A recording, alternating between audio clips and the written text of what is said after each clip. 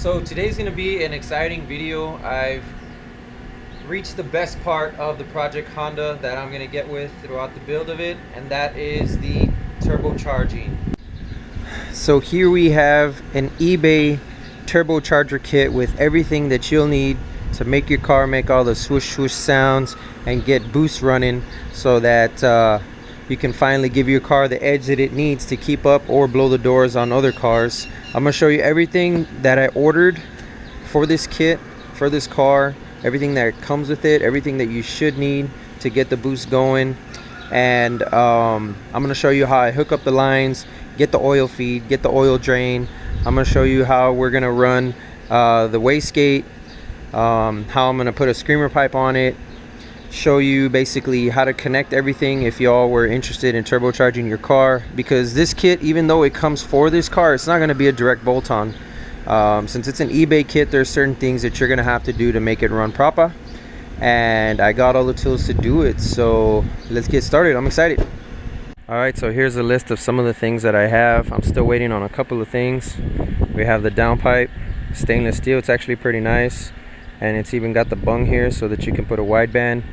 We have the exhaust manifold. This is going to be a bottom mount. What I like is that it's got the wastegate right in the center, not on the end. Boost gauge, blow off valve. It's got a nice color to it. Fuel pressure, regulate your fuel. Cold air intake or just cone. Boost controller. All the and fittings for the return. This one here is for the oil pan. This is the flange for the turbo. External wastegate. It's an eBay brand, so I hope it doesn't do me wrong, which it most likely will. It's already come with a broken connector. 750cc injectors, eBay brand. I'm only running about 8 to 10 pounds, so these should do just fine. All the couplers necessary. I wanted the blacked out intercooler for a stealth look. Here's the intercooler. Oil feed line with the T-fitting. All the gaskets, hardware to connect it. And this is what makes time travel possible. Turbo AR50.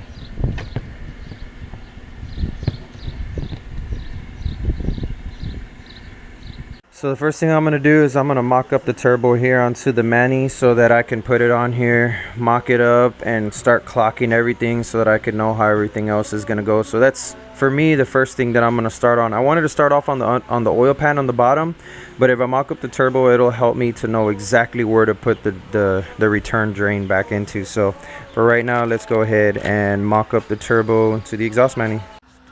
Alright, so one of the first things that I ran into with this turbocharger, like I mentioned before, it's not a direct bolt-on, is that you can't even get the nut in there.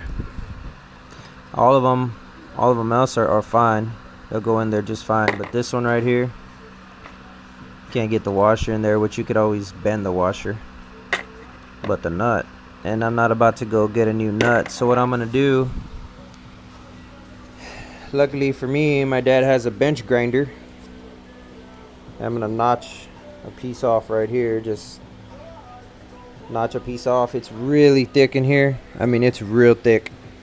Alright, here we are. As you can see, I went ham on this thing, and don't worry, there's plenty of meat inside there where you won't go through. So clocking the turbo, I'm sure y'all have heard that phrase before. Maybe y'all don't really know what's going on with that, or you think that turbochargers are just too complex to even get into what it is. Pretty freaking straight simple. All you gotta do is just unloosen these, which is probably gonna be a 13. Just unloosen them, and it'll allow you to spin the housing so that you can point this in whatever direction that you want. And as you can see, if you put on the manifold, the oil return is on the top. So I'm gonna unloosen the exhaust portion, the intake portion, and the whole center cartridge will literally spin, so I can get this part to the bottom and the feed part to the top, and then tighten everything up. And this guy, he's got to face down, because that's alright. So test fit number one, it's clear that the turbo is not going to be able to be put on in that direction, which was the direction that it was intended to be put on. And the reason that I know that is because the downpipe, the flange goes on this way and the pipe curls back that way. So if you were to twist this the other way, the freaking pipe would come out this way. But as you can see there, it's clearly hitting on the block. I mean, it's not gonna go in. It's not. Even if you clock this right here, it's just hitting. It's not. And I'm not gonna trim on the block to make the turbo fit. Not to mention the cone is simply not gonna go on there in any way. So this just goes to show you, when you get an eBay turbo kit, what they mean by some modifications might be required, because in the way that it was supposed to go, it's just not gonna go that way. Alright, so I got the turbo put on, and it's obvious that this is the way it's gonna go, which is crazy because the turbo kit said on the listing that you can keep your power steering and your compressor stuff, which obviously is not the case because all that goes like right here. So unless you plan to run no filter cone, that's just probably the only way I can see you putting it on there. So, but besides, I wasn't gonna run any of that stuff anyways. It's just a sacrifice to rather have boost than AC, right? Especially down here in the summer's heat. Anyhow, and then the other thing is the exhaust. I'm gonna have to modify that, since if I put it on the way it is there, it's gonna pop out this way. So let's continue adding some stuff and see what else other surprises are gonna pop up. Alright, so that guy in green right there, that's the oil switch. That's what you gotta remove in order to hook up that little T-cross to.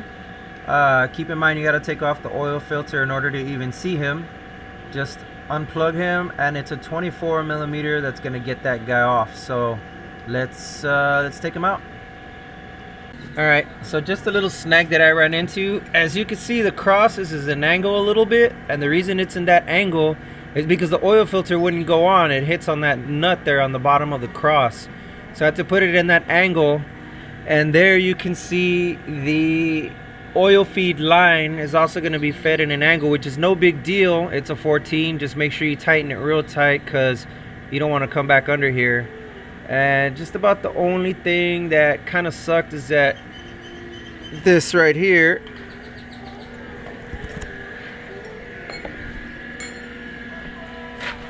it's gonna come this way through the engine, which I would have preferred for it to had kind of like come through this way, sort of.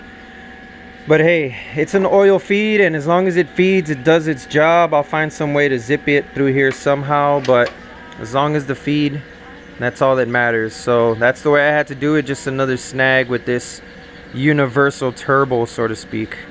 But that's how we got the oil feed going. That's done. Time for the next challenge.